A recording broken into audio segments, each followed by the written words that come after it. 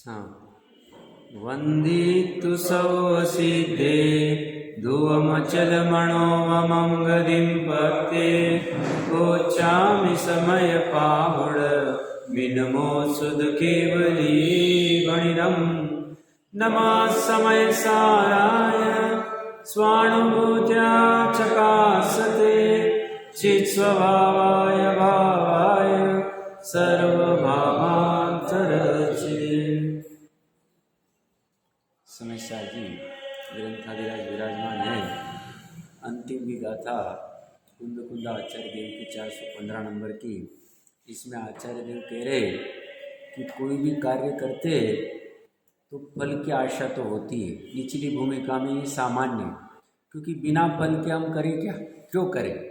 हम भी जो भी कुछ करते, कितना से कितना अज्ञानी और मूढ़ जीव रहो, लौकिक की अपेक्षा से कह रहा हो, वो भी कुछ ना कुछ करता है तो प्रयोजन के साथ ही करता है, कुछ ना कुछ फल के लिए ही करता है। तो ऐसी ये कह रहे हैं, ये जो समयसार प्राभूत है, समयसार जी शास्त्र है, इस शास्त्र का फल क्या होगा, तो बोलते उत्तम सुख होगा। बट ये उत्तम सुख कब प्रकट होगा, तुम्हें 3 चीज़ें करनी पड़ेगी। पढ़ना पड़ेगा, पढ़ के जानना पड़ेगा, और जानकर स्थित होना पड़ेगा। इसलिए हम मुनि का स्वरूप अगर समझे तो मुनि के स्वरूप में क्या कहते हैं, ज्ञान ध्यान तपोरक्ता। जो तपस्वी होते हैं वो किस में रक्त रहते हैं, मतलब लीन रहते हैं, आसक्त रहते हैं, ज्ञान और ध्यान में। ज्ञान मतलब पढ़ना और जानना, ये हो गया ज्ञान। और तप मतलब, ध्यान मतलब स्थित होना, इतना ही काम है और कुछ भी नहीं। सरलतम उपाय, कोई कठिन उपाय की बात नहीं चल रही। और ये कह रहे हैं इस समयसार प्राभूत में जिस शब्द ब्रह्म कहेंगे इसको, अभी अमृतचंद्र आचार्य देव भी और जयचंद जी साहब भी, ये शब्द ब्रह्म में 12 अंग का सब सारा आ गया। जैसे एक तरफ ऑप्शन है 12 अंग को जानो, और दूसरा ऑप्शन है 1 को जानो। 1 को जानो सब जान लिया, 1 नहीं जाना कुछ नहीं जाना। तो जो विश्व का प्रकाशक एक है, जिसे समयसार कहते हैं, भगवान परमात्मा कहते हैं, उस एक को जान लो, विश्व को जान लिया। और उस एक को नहीं जाना और 12 अंग भी जान लिया तो कोई फायदा नहीं।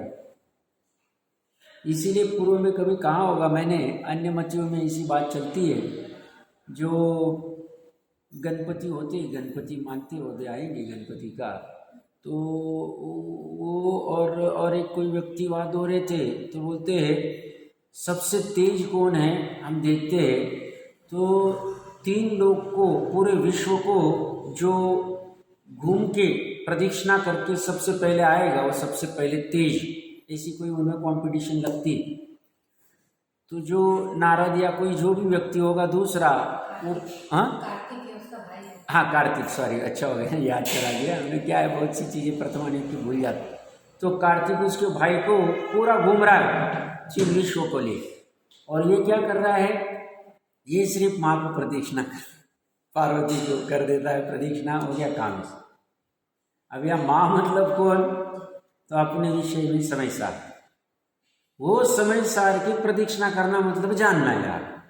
अब वो पूरा विश्व जान रहा है, वो थकते भागते आ रहा है, बोलते मेरा तो काम हो गया, और पास कौन हुआ, वही हुआ। बस ऐसी हालत है, हम पूरे विश्व की जानकारी रख रहे, और हम अगर इस समयसार की जानकारी नहीं करते, पढ़कर जानकारी करके उसमें स्थित नहीं होते, तो हमें उत्तम सुख मिलने वाला नहीं। और बाहर वाला जो सुख हमें सुख लग रहा है वो सुख है ही नहीं। इसीलिए जब नया नया धर्म मार्ग चालू हुआ था, तो परिचित ने मुझे कहा था, बोले श्वेतांबर भाई से आप ये सब कर रहे हो, पढ़ रहे हो 4 दीवारी में बैठ के, तो ये जो इतने सब कर रहे हैं क्या अज्ञानी मूढ़ है, इनको समझ नहीं है। इतनी सारी क्रियाएं कर रहे हैं, उनमें भी क्रियाएं तो बहुत सारी होती, क्या उनको समझ नहीं हो, क्या पागल है। अब मेरे को तब समझता नहीं था। उपाय सुखी, वो भी सुखी होने के लिए उपाय करे, धर्म क्यों कर रहे हो। उनके गुरु ने या आगम ने जिन्होंने कुछ कहा कि ऐसा धर्म करो, कर रहे हो।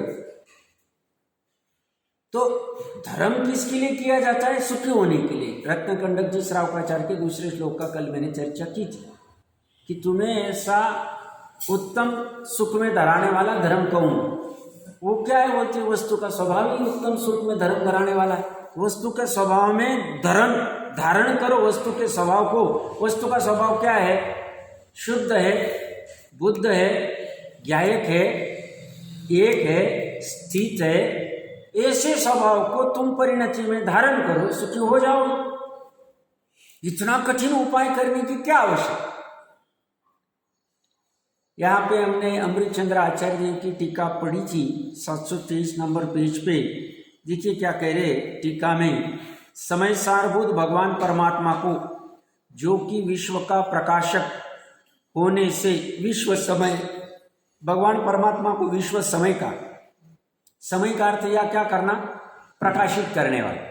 जैसे बृहद द्रव्य संग्रह कभी पढ़ने का काम पड़ा होगा, तो जहाँ काल द्रव्य की चर्चा चल रही 20, 22, 24वीं गाथा के आसपास देख लेना चाहिए, आसपास में यहाँ हुआ होगा।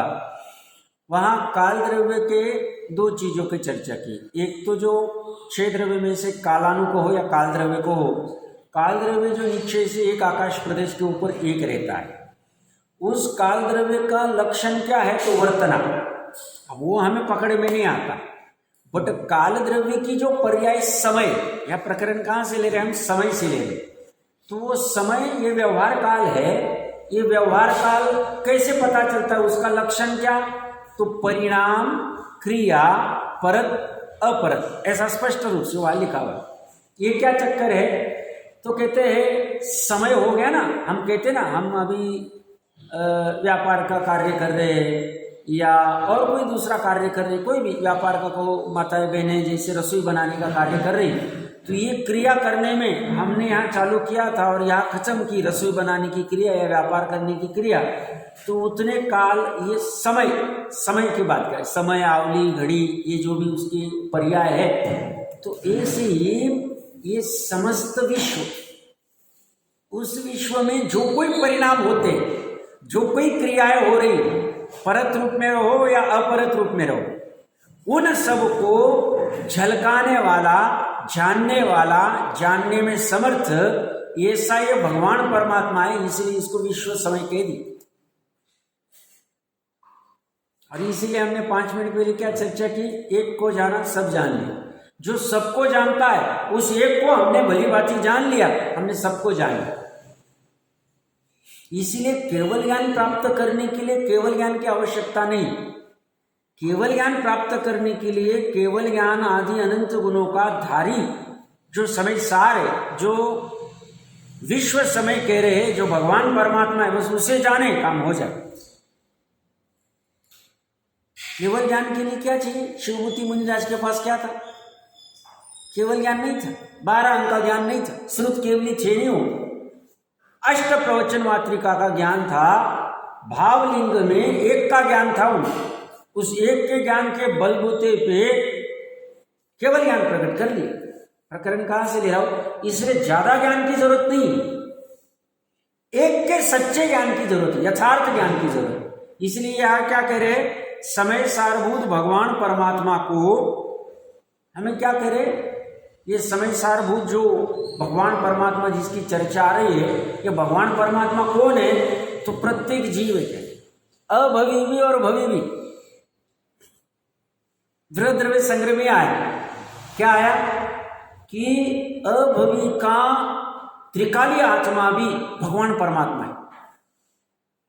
पर्याय में वो अभव्यत्व को दूर नहीं कर सकता है, वो बात जुदा, बट उसे भी केवल ज्ञानावरण कहा हुआ है, उसके गुणों का भी केवल ज्ञान रूप परिणमन हो रहा है, उसका उघाड़ नहीं हो रहा है। इसलिए केवल ज्ञानावरण कर्म अभवी को भी कहा है, और अभवी का भी त्रिकाली आत्मा भगवान परमात्मा वहां से देख लेना चाहिए। जहाँ जीव की चर्चा चली, जीव की चर्चा दूसरी गाथा से मेरे ख्याल से 12-13 जो भी गाथाएं चली होगी, 12 गाथा चली है, वहां में देख लेना चाहिए। स्पष्ट रूप से कह रहे, क्या कह रहे हो, भगवान परमात्मा। किसको कह रहे हैं, अन्य की बात नहीं चल रही, कोई तीर्थंकर केवली की सिद्ध की बात नहीं चल रही, ये भगवान परमात्मा हमारी बात चल रही है, मेरी बात चल रही। हमारी में क्या होता है, थोड़ी दूरी लगती है, मेरी मतलब हमारे प्रत्येक जीव की बात चल रही है। ऐसे भगवान परमात्मा को, जो कि विश्व का प्रकाशक होने से, ये स्वभाव से विश्व को प्रकाशित करता है। ये किसी ने इसको कराया नहीं कि तुम विश्व को प्रकाशित करो, इसका सहज ऐसा स्वभाव है जो विश्व को प्रकाशक होने से विश्व समय है। ऐसे भगवान परमात्मा का प्रतिपादन करता है। कौन कर रहा है? 415 गाथाओं में बनाया हुआ समय सारजी महाग्रंथ, जिसे शब्द ब्रह्म कहेंगे। निमित्त में कौन थे, किसके भाव थे? कुंद देव के भाव थे।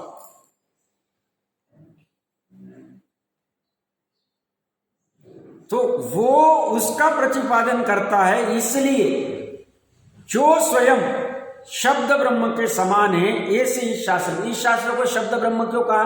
12 अंग को भी शब्द ब्रह्म कहते हैं और इसको भी शब्द ब्रह्म कह रहे। 12 अंग में क्या क्या आएगा? 12 अंग में 4 अनुयोग आ गए। प्रथमानुयोग आ गए, चरणानुयोग आ गया, कर्णानुयोग आ गया, द्रव्यानुयोग आ गया। द्रव्यानुयोग में भी आगम आ गया, अध्यात्म आ गया। द्रव्यानुयोग के 2 भेद, आगम मतलब जहाँ 6 द्रव्य की चर्चा है, तत्वार्थ सूत्र जी आदि, और अध्यात्म जहां पे आत्मा की अधिकता है, समय सारजी आदि।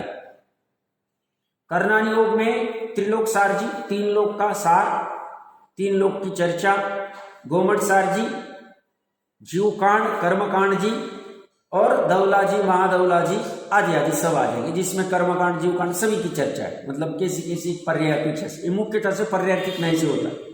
चरणानुयोग में मूलाचार्य जी ले लो आप, मुनि के स्वरूप की अपेक्षा से, और श्रावक के स्वरूप की अपेक्षा से रत्नखंड जी ले लो, और भी अनेक ग्रंथ है, बट मैं मुख्य बता रहा हूँ। चरणानुयोग और 12 अंग में प्रथमानुयोग में शलाका पुरुषों की कथनों के आते, जो अभी वर्तमान में आदि पुराण आदि जो है उसी का अंश लेके बनाए हुए 4 अनुयोग। और क्या आता है 12 अंग में? व्याकरण भी आता है, न्याय भी आता है। आगम में आप द्रव्यानुयोग में न्याय भी ले लो, व्याकरण भी आता है, न्याय भी आता है, ज्योतिष का ज्ञान भी आता है, आरोग्य के रिलेटेड वाला भी आता है। अब कोई पूछेगा साहब जयचंद जी साहब, इसको ये अमृत चंद्र देव तो शब्द ब्रह्म कह रहे, नीचे जयचंद जी साहब कह रहे 12 अंग का सार, 12 अंग को भी शब्द ब्रह्म कहते हैं, और ये आत्मा की मुख्यता से करने वाले इस समय सार को भी शब्द ब्रह्म कहेंगे। तो इसमें 12 अंग का सार कहाँ है? 4 अनुयोग कहाँ है? तो 4 अनुयोग आ गए ना।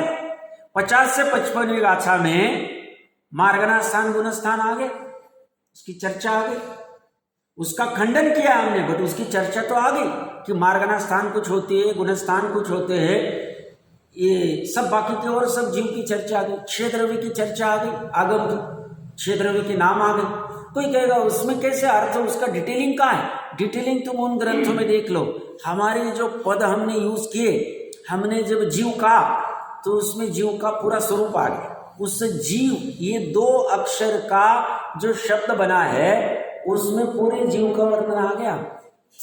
संक्षेप रुचि वाले को सिर्फ जीव कहे तो पूरा जीव समझ में आ गया। आप अच्छी समझना, मैं एक छोटा सा उदाहरण दे रहा हूं, बहुत पहले दिया होगा मैंने। किसी व्यक्ति को गन्ना खेत में बोने से लेके, गन्ना उगने से लेके, फैक्ट्री में जाने से लेके, फैक्ट्री में जो कोई एक्टिविटी वो सब करके शक्कर बन के, शक्कर से उससे जो कुछ पदार्थ बन सकते हैं शक्कर के, ये सब पूरा ज्ञान है। और उसे सिर्फ शक्कर ये शब्द सुनाई देवे, क्या उसके ज्ञान में आद्योपांत पूरा ज्ञान नहीं है शक्कर शब्द का? शक्कर के गन्ना कैसे बोया जाता है, कब पानी दिया जाता है, कौन से मौसम में दिया जाता है, गन्ने की कौन कौन सी क्वालिटीज होती है, कौन कौन सी एरियाज में गन्ना होता है, गन्ना निकालने वाली कौन सी जात है, वो वहाँ से फैक्ट्री में कैसे आता है, उसका कैसे कैसे रेट चलता है, कैसे कैसे वेट होता है, उसकी प्रोसेस कैसी होती है, कौन कौन से प्रोसेस में से गिरता है, वहाँ से कौन कौन से बाई प्रोडक्ट तैयार होते हैं, और वो शक्कर की अलग अलग क्वालिटीज कौन कौन सी है, कहाँ कहाँ यूज होती है, कौन कौन से पदार्थ बनते हैं, ये शक्कर एक शब्द एक पद सुना और उससे ज्ञान हो। मैंने लौकिक का उदाहरण दिया, शक्कर। ऐसी जीव, ऐसी पुद्गल, ऐसी धर्मास्तिका, ऐसी अधर्मास्तिका, ऐसी आकाश, ऐसी काल, ऐसी ही आश्रव, बंध, संवत, निर्जरा, पुण्य, पाप, मोक्ष, सुदेव, सुगुरु, सुधर्म, ये शब्द आ गए, उसमें सब सार आ गए। तो यहां भी ये सब शब्द आ गए, 6 द्रव्य के नाम आ गए, 3 लोक के नाम आए कि ना आए? तभी तो जैसे आचार्य ने कितनी बार करे, 3 लोक 3 काल का निरावलंबी होकर, तो 3 लोग आ गए ना। 3 लोक में फिर 3 लोक की पूरी रचना आप अलग से देख लो, त्रिलोक सार जी जहां से तिलोय पन्नति जहां से देखनी देख लेना। मैं प्रकरण कहां से इतना खींच रहा हूं? समय सार ग्रंथ शब्द ब्रह्म है या नहीं है? 12 अंग 4 अनुयोग से बना है, उसमें व्याकरण है क्या नहीं है ना? कितनी बार जैसे आचार्य देव का पढ़ा है, ये प्रथम विभक्ति, सप्तम विभक्ति, पंचम विभक्ति, क्या है? व्याकरण ही तो है। और इसमें लौकिक का सोना आदि कैसे बनाना, उसकी भी चर्चा है। याद आ रहा है किसी? जैसे आचार्य ने सोने बनाने की प्रक्रिया बताई, किसी को याद आ रहा? नहीं याद आ रहा है? 426 नंबर पेज निकाली, 27 नंबर 427 नंबर पेज पे सोने बनाने की भी प्रक्रिया हमने बता दी। और क्या चाहिए आपको बताओ? समय सार में सब कुछ मिल जाए। अतिरिक्त गाथा 15, 427 पेज। यदि समस्त कर्मों की निर्जरा नहीं है तो मोक्ष कैसे होगा, ऐसा प्रश्न होने का निराकरण करते नागफनी की जड़, हथनी का मूत्र, गर्भनाग, सिंदूर द्रव्य और सीसा धातु, इनको भस्रा धोकने की अग्नि से तपाने पर सुवर्ण होता है। सोना कैसे बनाना? खदान से आएगा हमारा, ऐसे बन जाए। आगे वो लिख रहे पुण्य का उदय होगा तो बनेगा। प्रकरण कहां से चल रहा है? निर्जरा अधिकार चल रहा है। क्या कह रहे हो? नागफनी नामक औषधि की जड़, हस्तिनी का मूत्र, गर्भनाग, सिंदूर द्रव्य और नाग सीसा का धोकनी से अग्नि पर तपाने से पुण्योदय होने पर स्वर्ण होता है। यदि पुण्योदय न हो तो स्वर्ण नहीं होता है, सिद्धांत हो गया। ये तो दृष्टांत की बात है। प्रकरण कहां से ले रहा हूं मैं? इसमें न्याय की चर्चा है या नहीं है ना? हेतु आदि की चर्चा आई, कितनी गाथाओं में आई हुई, न्याय की भी चर्चा। और क्या चर्चा थी इसमें? शलाका पुरुषों की चर्चा, पांडव आदि की चर्चा आई, जैसे आचार्य ने सबको याद किया, उसमें सब आ गया। पांडव शब्द किया तो पूरा पांडव पुराण खड़ा हो गया, पूरा जीवन आ गया उसमें। मैं प्रकरण कहां से ले रहा हूं? ये कह रहे ये शब्द ब्रह्म है, इस शब्द ब्रह्म की उपासना करो, समय सार जी की उपासना करो, समय सार जी को पढ़ो, पढ़कर जानो। किसको जानो? अर्थ और तत्व। जो अर्थ और तत्व 9 तत्व बताए हैं, उन 9 तत्वों को कैसे जानो? है उपादेय अपेक्षा से जानो। उपादेय एक ही वस्तु, और जो उपादेय वस्तु है ऐसे अर्थ में स्थित हो जाओ। बस इतनी सी बात कह रहे। इतना उपाय है उत्तम सुखी होने के लिए, और कोई कठिन उपाय नहीं।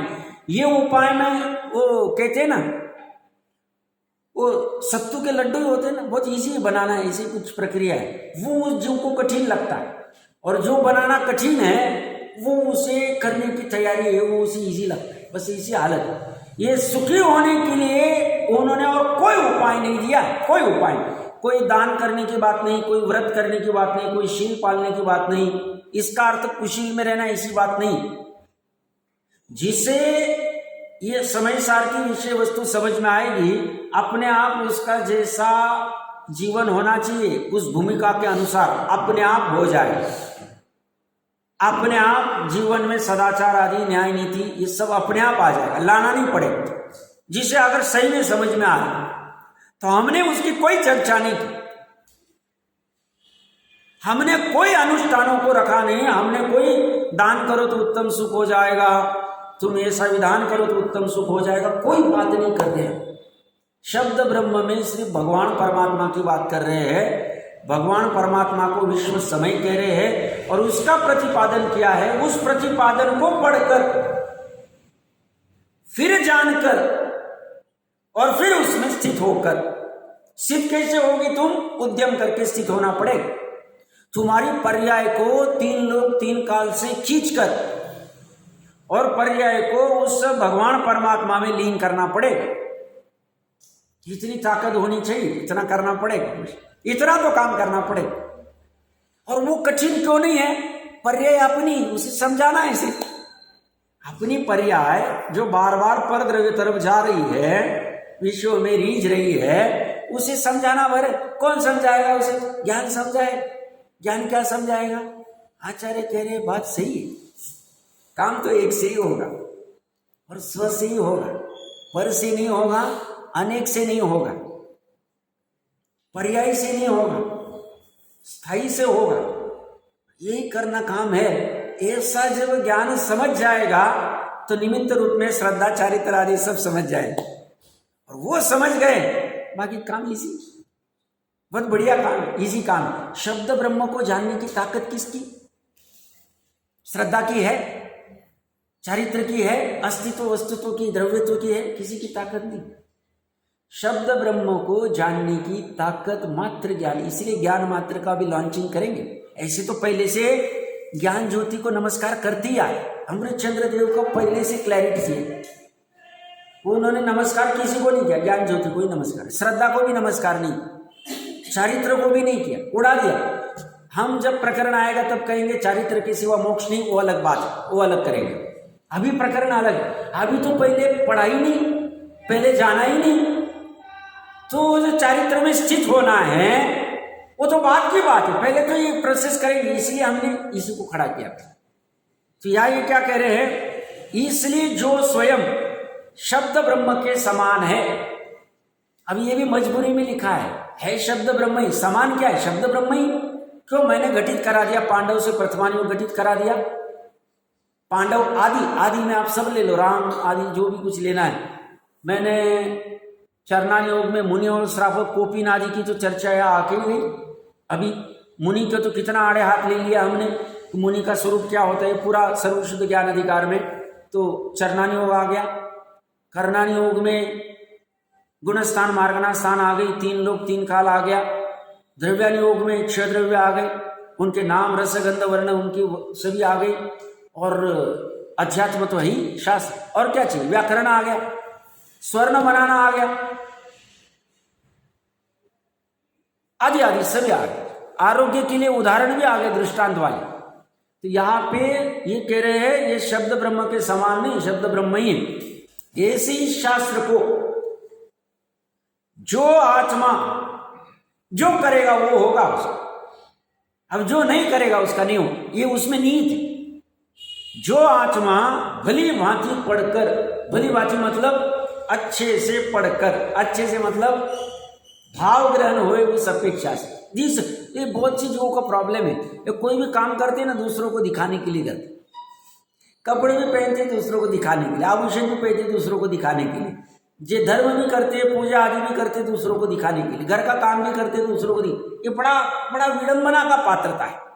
हम जब से अपने स्वयं के लिए काम करना चालू कर देंगे वहां शांति रहेगी, फिर हम दूसरों को दिखा, दूसरा मुझे कोई अच्छा कहेगा इसलिए मैं जब कोई भी काम करना चालू करता हूं तो गड़बड़ हुई, दूसरों को दिखाने साहब हमारा समय सार पढ़ लिया, क्या पढ़ा भैया उसमें, क्या समझा, क्षेत्र के नाम बताए, गुरु पर गड़बड़ हो जाए। ऐसा नहीं, कैसे पढ़ना? भली भांति, भली भांति शब्द को मिस नहीं करना, भली भांति पढ़कर विश्व को प्रकाशित करने में समर्थ, विश्व समय है, विश्व को प्रकाशित करने में समर्थ मतलब शक्ति अपेक्षा से वर्तमान में और पर्याय में ऐसी सामर्थ्य, समर्थता, विश्व को प्रकाशित करने में समर्थ ऐसे परमार्थभूत, परम अर्थभूत चैतन्य प्रकाश रूप आत्मा का, आत्मा कैसा है? परमार्थभूत है, इससे उत्कृष्ट कुछ नहीं है। तो ये पढ़ के क्या करना? ये कौन कह रहे हैं? अमृत चंद्र। हम जो अभी तक इसका तिरस्कार करते आए ना, अभी तिरस्कार बंद करना चाहिए। नहीं आत्मा को बाद में देख लेंगे, पहले अभी धन कमा लो, पहले अभी, ऐसा नहीं।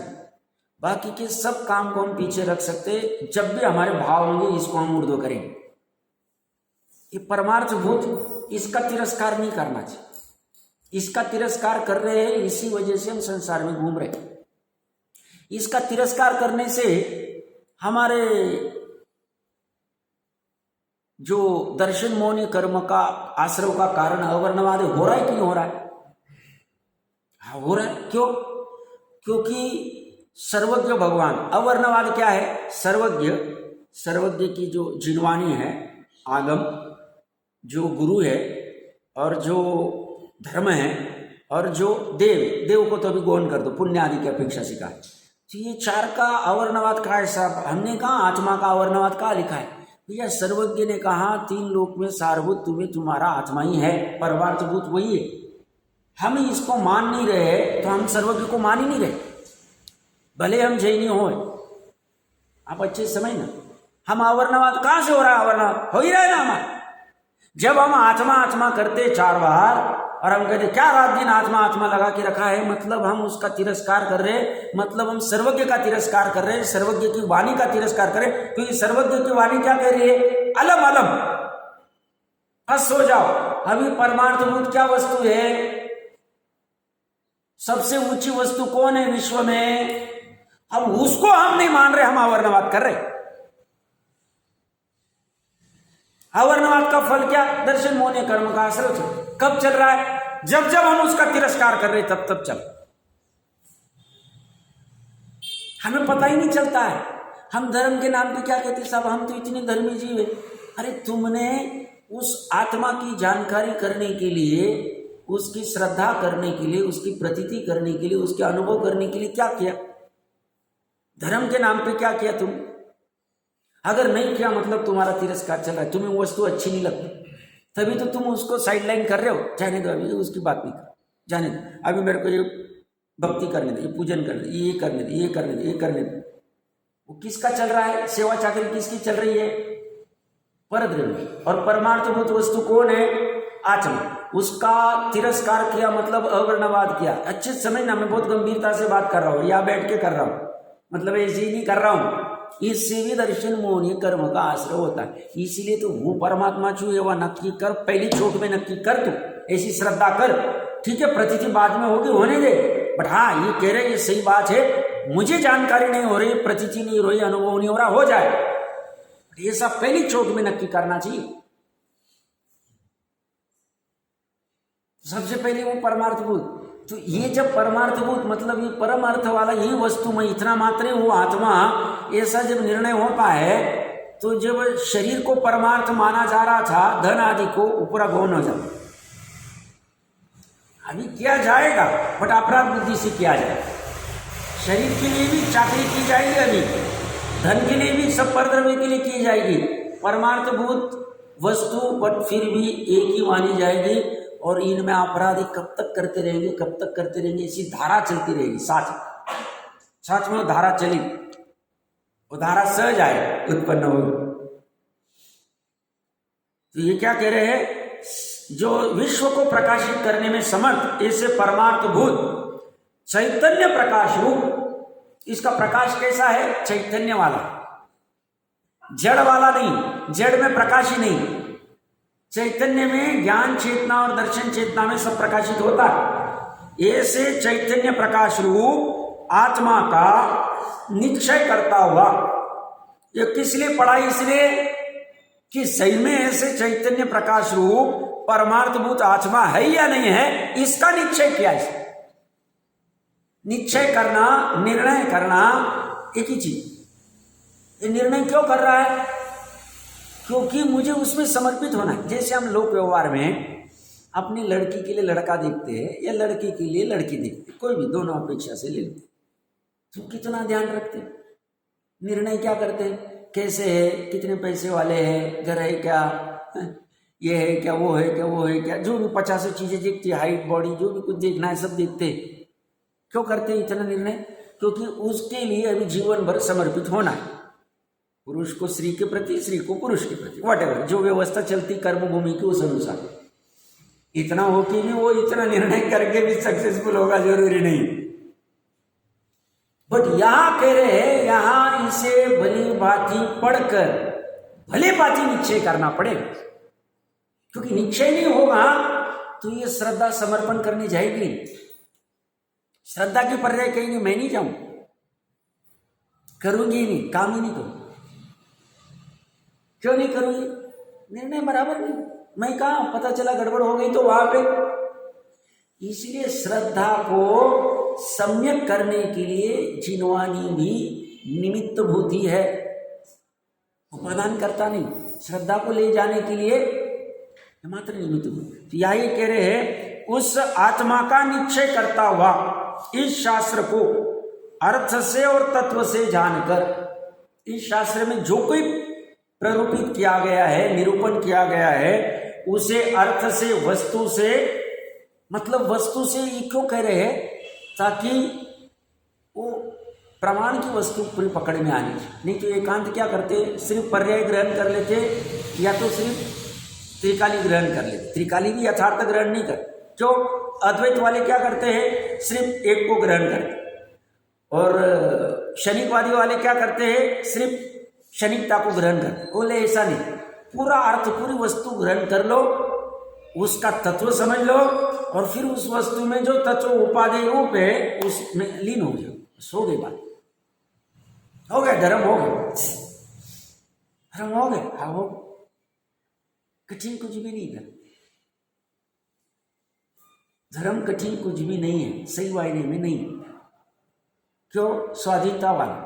तो यह ये कह रहे हैं अर्थ से और तत्व से जानकर उसी के अर्थभूत भगवान एक पूर्ण विज्ञान घन परम ब्रह्म में सर्व उद्यम से स्थित होगा।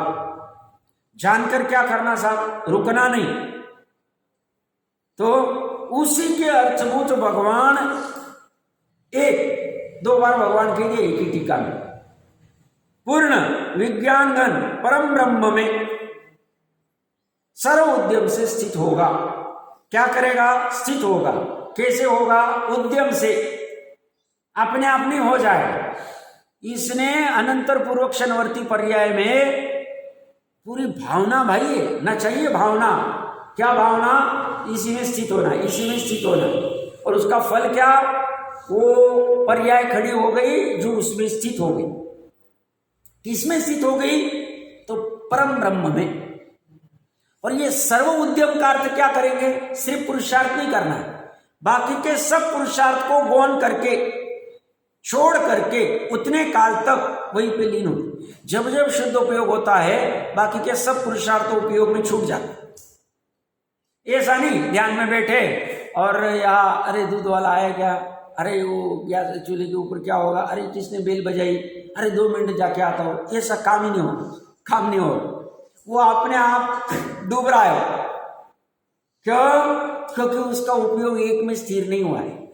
परम ब्रह्म कैसा है? एक सर्व उद्यम, इसमें और कोई दूसरा उद्यम बचेगा नहीं। इतनी ताकत होनी चाहिए पर्याय, पर्याय को इतना समर्पण करना पड़ेगा। कितना समर्पण? कि इसके लिए बाकी सर्व उद्यम, अभी व्यापार धंधा बंद नहीं करना है। व्यापार धंधे के प्रति जो उद्यम के भाव चल रहे हैं उसको ढीला करना। हमें बाकी की एक्टिविटी चलती रहेगी, उसको ढीला करके मर्यादा में ला करके पूरा पुरुषार्थ वाजो देना, अंतर्मुहूर्त ये ध्यान की प्रोसेस, स्थित होने की प्रोसेस, सर्व उद्यम से, सभी प्रकार से। हमें उलझना ही नहीं। जितना उलझोगे बाहर, धर्म के नाम पे भी, पुण्य के नाम पे भी, दान व्रत शील तप के नाम पे भी, तो अपना ही नुकसान हो रहा है, ये समझना। तो सब प्रभावना कैसे होगी? करो, भूमिका अनुसार प्रभावना करो, वात्सल्य करो, स्थितिकरण करो, सब करो, हम कहा आगे इसमें। बट साथ में ये भान भी रखो कि सर्व उद्यम करने योग्य तो एक परम ब्रह्म में स्थित होना है, और कोई भी उद्यम करने योग्य नहीं। 80 कृषि, ये कोई उद्यम करने योग्य नहीं। षट कर्म वाले कोई पुरुषार्थ करने योग्य नहीं। सब भगवान ने कहा, अरे भैया वहां अपेक्षा लगे, ये निचोड़ दे रहे, निश्चय का कथन कर रहे। होगा तो काम इसी से, जिनका भी हुआ है इसी से होगा, हमारा भी जब होगा इसी से होगा। ऐसी प्रोसेस, और दूसरी कोई प्रोसेस नहीं। तो क्या कह रहे हो? स्थित होगा। कैसे होगा? सर्व उद्यम से। किसमें होगा? परम ब्रह्म। 3 लोक का जो ब्रह्म है, परम उत्कृष्ट, और कैसा है वो? विज्ञान घन है। सभी ओर से विज्ञान से, ज्ञान से, विशेष ज्ञान से भरा हुआ है, पूर्ण है, अपूर्ण नहीं है। बहुत महत्वपूर्ण है। पहली चोट में हम पूर्णता की निर्णय कर रहे, ये आपको कहीं मिलेगा नहीं। 3 लोक में ये पूर्णता की चर्चा किसी को पता ही नहीं कि ऐसा परम ब्रह्म विज्ञान घन स्वभाव होता है जो पूर्ण है, एक है, स्व है और प्राप्त हो सकता है, प्राप्त एकमात्र प्राप्त करने योग्य है। और इसे प्राप्त करने की ये विधि है, ऐसा कोई बता नहीं सकता, किसी की ताकत नहीं। ये सिर्फ सर्वज्ञ की सामर्थ्य है और सर्वज्ञ की परंपरा में आए हुए आचार्य आदि जो भी है उनकी परंपरा में ताकत है, बाकी किसी की ताकत नहीं। सुनने मिलेगा नहीं, आप तरस जाओ। कितनों को सुनने मिल रहा है, देखो भाग्यशाली हम कैसे निर्णय करना। ये जिनवानी कितनी गजब की, ये धर्म कितना गजब का है। क्यों? ये धर्म कुछ नहीं करता है, ये धर्म कुछ नहीं कहता है कि तुम्हें सुखी होना है तो तुम इसके वहाँ पैर रगड़ो, सिर रगड़ो, इसके यहाँ जाओ, वहाँ जाओ, ये करो, वो करो, यहाँ पे इतना चढ़ाओ, उतना चढ़ाओ, कुछ भी नहीं कहता। ये क्या कहता है? पढ़ो, जानो, स्थित हो जाओ, सुखी हो जाओ। ऐसा उपाय कौन देगा? कोई नहीं देता है। महिमा आनी चाहिए, हम महिमा आनी चाहिए। और हम कितने भाग्यशाली, 700 करोड़ में से कितनों को ये चर्चा सुनने पढ़ने मिल रही है। आप विचार करें, 5 लाख 10 लाख भी नहीं हो। ये तो स्वामी जी की कृपा है, इस समय सार पढ़ने लग गए लोग, नहीं तो हालत खराब थी, वो दर्शन मात्र था। सही में महिमा योग की बात ऐसी है क्योंकि उन्होंने 45 साल एक ही चीज पे फोकस किया। जिससे काम होगा उस पर फोकस किया, और जिसे काम करना है उसे कह रहे तू ये काम कर। काम करना है पर्याय, अभी विवक्षा से आत्मा को ही करना है, पर्याय का अलग अस्तित्व नहीं। और जिससे काम होगा वो भी आत्मा है, जो उन्होंने एक ही जगह पे लाके खड़ा किया। और इसका अर्थ ऐसा नहीं कि उन्होंने शुभ अनुष्ठानों को पूरा खत्म कर दिया। उनके शुभ अनुष्ठानों के प्रति जो तुम्हारी मान्यता है इससे मोक्ष होगा, उसको तोड़ा होगा। शुभ अनुष्ठानों को तोड़ा नहीं, वो तो सहज रूप में, सहचारी रूप में चलते रहे। क्योंकि 24 घंटे तो त्रिकाली की चिंतन करने की, उसमें लीनता करने की हमारी ताकत नहीं है अभी निचली भूमिका। उस समय में ये सहचारी रूप में काम में आता। तो यहाँ ये कह रहे हैं, ये भगवान जिसमें स्थित होना है, परम ब्रह्म, ये कैसा है? विज्ञान घन है, पूर्ण है, एक है और भगवान है, ज्ञानवान है। विज्ञान घन भी है और ज्ञानवान भी है, भगवान भी। अब देखो इसमें तो तुम जब स्थित होने जा रहे हो तो तुम छोटा काम नहीं कर रहे हो। आत्मा में स्थित होने जब जा रहे हो तो तुम भगवान में स्थित होने जा रहे हो अपने आप को। मतलब ये स्वयं भगवान है और पर्याय उसमें स्थित होने चली जाएगी तो भगवान हो जाएगी। और इसी को कहेंगे हम दृष्टि मोक्ष, दृष्टि मुक्त। चतुर्थ गुण स्थान में भगवान बना दिया। ताकत कितनी हमारी, देखो हमने एक देश जिन भी कह दिया, उसको अपेक्षा है हमारी। दूसरे गुण स्थान को एक देश जिन कह दिया, हमारी अपेक्षा, विवक्षा है। क्यों? क्योंकि उसने एक बार सम्यक दर्शन कर ली। अब अर्ध पुद्गल परावर्तन काल के उसके संसार को हम मानते ही नहीं है, हम कह देंगे वो एक देश जिन होगा। प्रकरण समझना अच्छी, बहुत महत्वपूर्ण बात कह रहा हूं। इतनी ताकत, इतनी सामर्थ्य, तो ये सब इतना सब क्यों कराया जा रहा है? सुखी होने के लिए किया जा रहा है और किसी के लिए नहीं किया है। और किसी को सुख नहीं लगे और कहेंगे ये सब लीनता में सब ये सब छूट जाएगा हमारा बाहर वाला। अरे ये छूटा हुआ ही है भैया, जो छूटने में कितना समय लगता। श्वास अंदर गई या बाहर छोड़ी और अंदर ली नहीं, छूट गया। श्वास रुकने में कितना समय लगता है? जिसे हम कह रहे हैं हमारा इतना इतना सब है, सब यार सनावद में हमारा इतना सब है, कम से कम इतना 2, 5, 10 हजार का तो हो गई माल पड़ा हुआ, वो छूटने में कितना समय लगे? तो फिर छूटा हुआ ही है वो। जब एक समय में छूट सकता है तो मतलब अभी भी छूटा हुआ है, भ्रम से हमने अपना मान रखा है। वो वस्तु कह नहीं रही कि ये माल तुम्हारा है, माल मतलब प्रॉपर्टी आदि, जो भी कुछ, जिसको भी कुछ समझना है समझ लो। क्या क्या कह रहे हो? इसका अर्थ अभी साहब इसको फिर छोड़ देवे क्या? ये कौन कह रहा है? इसे बनाए रखो, बट इससे भिन्नता खड़ी कर दो, इससे भेद ज्ञान कर लो। वो भेद ज्ञान कहाँ होगा? ज्ञान में होगा।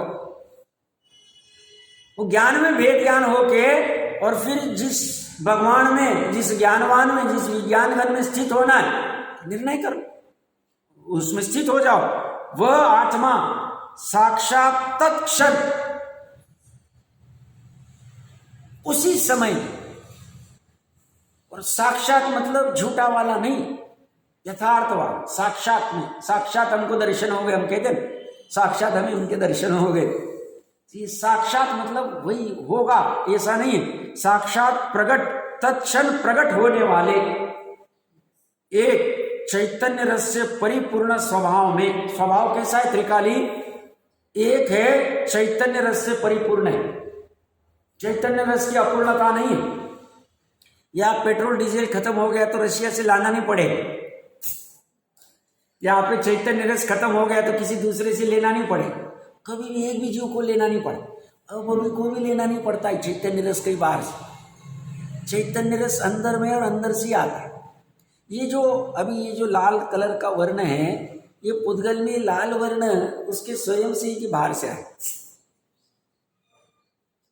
सर ये तो फैक्ट्री में हमने इसको लाल कलर दिया है, चलो इसको छोड़ दो, वैसे रसी को आला इसलिए पकड़ में नहीं आ। जो कैरी में हरा वर्ण आया वो कहाँ से आया? और हरे वर्ण से वो जो पीले वर्ण वाली हुई वो कहाँ से? ये तो दिखता तो है मति श्रुत ज्ञान। कहाँ से आया? स्वभाव से आता है वो रस। वो हरा भी रस है, वर्ण हम कहते, बट वो हरा उसका रस है, वो पीला हो गया। खट्टा उसका रस है, वो मीठा हो गया। ऐसी ये तो खट्टी मीठी और ये सब तो ये पर्याय। इसमें तो चैतन्य रस ऐसा भरा हुआ है कि जो एक जैसा प्रवाहित हो रहा है, एक जैसा गुण वाला चैतन्य रस कह रहा हूं, पर्याय वाला नहीं। पर्याय वाला तो केवल ज्ञान जब होगा तो पूर्ण रस वाली होगी चैतन्य वाली। अभी निचली भूमिका में एक देश चैतन्य वाली, एक देश मतलब पूर्ण स्वभाव प्रकट नहीं उस अपेक्षा से। बट अभी वर्तमान में गुण और द्रव्य की अपेक्षा से चैतन्य रस पूरी परिपूर्ण है। वहां क्या लिख रहे हो? चैतन्य रस से परिपूर्ण, चारों ओर से पूर्ण है, अपूर्णता कुछ भी नहीं। और हम कहां सिर ठोक रहे, क्या रो रहे? सब हमारा इतना नुकसान हो गया, सब हमारी कमाई नहीं हो रही है, सब हमें कोई पूछता ही नहीं है, सब हमारा कुछ नहीं। अरे कह रही भैया तू परिपूर्ण व्यक्ति है, तेरे में अपूर्ण पानी और तू दुखी हो रहा है। साहब मैं वहां गया, मुझे किसी ने याद ही नहीं किया, उन्होंने मुझे बुलाया नहीं, मुझे किया नहीं। किस में क्यों रो रहा है? रोता क्यों है ये संसारी जीव? इसे परिपूर्ण चैतन्य रस की खबर नहीं, इसलिए रोता है। और ये चैतन्य रस कौन है? परिपूर्ण वाला स्वयं है। और ये पूरे विश्व में एक ही है, वहां एक वापस लगा दिया हूं। विज्ञान घन भी एक है और चैतन्य रस भी एक ही। एक से ज्यादा मिलेंगे नहीं, मार्केट में एक ही अवेलेबल। वो जैसे होते हैं ना, ये जो रोल्स रॉय वगैरह कोई पर्टिकुलर भारी गाड़ी होती है, तो ये वर्ल्ड में हार्डली साल में वो 2-5 हजार बनाते हो, वो भी 2-5 हजार बनाते। बस ऑर्डर करो बनाएंगे उतनी। हम ऐसे बना के उसको नॉर्मल मारुति 800 जैसा ऐसा नहीं कि बनाए हुए हजारों लाखों बना दिए, और ऐसा नहीं, स्पेसिफिक बनाए। उदाहरण के लिए स्थूल उदाहरण है मेरा, इसके तो 2-5 हजार में बनती नहीं, इसका तो एक ही बस उतना ही। बस उसमें झोंकना है, उसमें समर्पण करना है, उसमें छलांग लगाने का साहस करना है। हम क्या कर रहे हैं अनादिकाल से? विषय में छलांग लगाने के लिए कोई छोड़ते नहीं, फिर उसमें छलांग लगाने के उस विषय के चक्कर में किसी को मारना पड़ेगा, कितना भी पाप करना पड़ेगा, फिर नरक निगोद किधर भी जाना पड़ेगा, तो छलांग लगा देते। वहां कह रहे वहां तो तुम्हें दुखी होने वाले हो, और यहां तुम छलांग लगाओगे तो अर्ध पुद्गल परावर्तन काल में सिद्ध अवस्था प्रकट हो जाएगी। तो एक बार छलांग लगा देते। अमृतचंद्र कह रहे हैं ना, कुंद देव कह रहे हैं ना कि जैसे वो किसी को स्विमिंग सीखनी होती, तैरना सीखना है, तो ट्रेनर जो होता है वो कहता है जंप कर दो, और सही में अगर वो जिसको सीखना है वो अगर समझदार व्यक्ति होगा, वो कुछ सोचता नहीं कि साहब मेरे को कौन बचाएगा, कैसे होगा, डूबूंगा तो क्या होगा, क्या करना, कुछ नहीं। उन्होंने कह दिया, जंप कर दिया, कर दी, छोड़ दो, बात छोड़ दो। कुएं में जैसे जंप कर देते जो तैरने वाले तैराकू होते हैं, अब मेरे को तो इतना पता नहीं बट कहीं सुना हुआ है, तो सोचते नहीं, बस जंप कर दिए और बस हो गया काम, हम कर लेंगे बात उस विषय। ऐसे हमें कुंद देव, अमृत चंद्र देव आदि कह रहे हैं, उस एक परिपूर्ण चैतन्य रस में छलांग लगा था। छलांग लगाओ, छलांग कौन लगाएगा, पर्याय लगाएगा। छलांग लगाने के लिए पर्याय वहां से पूरी निकल जाएगी। कहां से, जो ऊपर में छलांग लगा रही थी ना अभी तक, वहां से पूरी हट जाएगी। और इसमें स्थित होना कहो, छलांग लगाना कहो, जंप करना, और सब ऊंची कि 20,000 फीट से हम गिर जाएंगे और फिर कौन बचाएगा, कहाँ लटकेंगे, क्या होगा, हड्डी टूटेगी, चले जाएंगे, कुछ नहीं होगा, सब नया जीवन प्राप्त हो जाए। जैसे मुनि, मतलब गृहस्थ जब मुनि बनता है तो उसे द्विजन्मा कहते, नया जन्म होता है। तो ये कहते हैं अनादिकाल का जो अज्ञानी मिथ्या दृष्टि था, ये अगर इस एक परिपूर्ण चैतन्य रस विज्ञान घन भगवान इसमें अगर छलांग लगाएगा तो बोलता है इसका नया जन्म हो जाएगा, अभी जन्म मरण ही होगा नहीं इसका, सब अर्ध बुद्धगल में तो छोड़ उसको, कुछ काल ही नहीं, अनंत काल के सामने कुछ भी नहीं। अरे ये तो 2-4 भाव में चला जाने वाला, ज्यादा क्यों चिंता कर।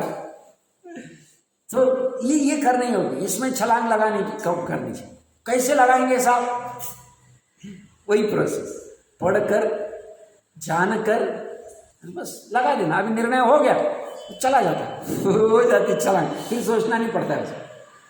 तो ये इसी सुंदर चर्चा आ रही, देखिए क्या कह रहे हैं, इस स्वभाव में सुस्थित और निराकुल, उसमें भली बात स्थित होना है। सु मतलब सम्यक प्रकार से, मिथ्या प्रकार से नहीं, भ्रम नहीं खड़ा करना, हमें सब सम्यक दर्शन हो गया, हमें आत्मा की अनुभूति होगी, शांत रहो ना भैया।